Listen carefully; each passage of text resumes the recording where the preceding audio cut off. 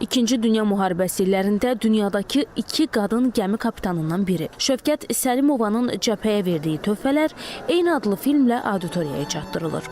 Şövkət bədii filmi real tarixi süjet əsasında çəkilmişdir. Hadisələr Xəzər dənizində 40-cı illərdə cərəyan eləyir. Amma eyni zamanda biz Şövkət xanımın tək peşəkar tərəfini yox, həm də bir lider qadın obrazını da önə çıxartmağa çalışmışıq. 13 gün çəkiliş günü olub burada və film çətin şəraitdə çəkilib. Yəni nə barədə?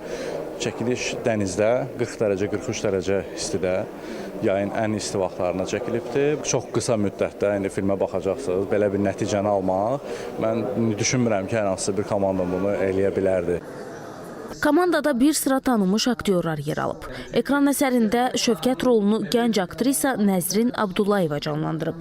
Çox həyəcanlıyam, çox şadam ki, belə bir işlə varam. Ümid edirəm ki, yaxşı ifa edə bilmişəm, amma çox çətindir. İndiki dövrdə yaşayan bir insanın o dövrdə müharibə vəziyyətini başa düşməsi, o hissləri yaşaması, dərk eləməsi. Düşünürəm, indiki dövrdə müharibəni görməyən insanlar 100% onu başa düşmür. Dənizçilik tariximizdə iz qoyan xanım kapitanın həyat yolunu tamaşaçıya bədii dillə təqdim edən film tamaşaçılar tərəfindən maraqla qarşılandı. Film bizə çox gözəl təsir bağışladı. Həqiqətən də donanma idarəsində işləyən bütün qadın xanımlara mən ithaf eləyərdim bu filmi. Çox fəxr edicidir ki, yəni ki, bizim xanımlarımızı yada salırlar və xanımlarımız bu peşəyə gəlir.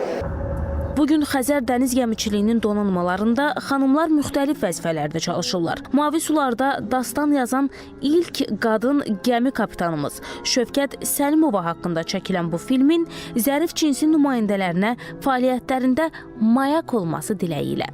Lalə Allahverdiyeva, Zahir Zahidoğlu, Səkinə Bababəyova, ASTV Xəbər.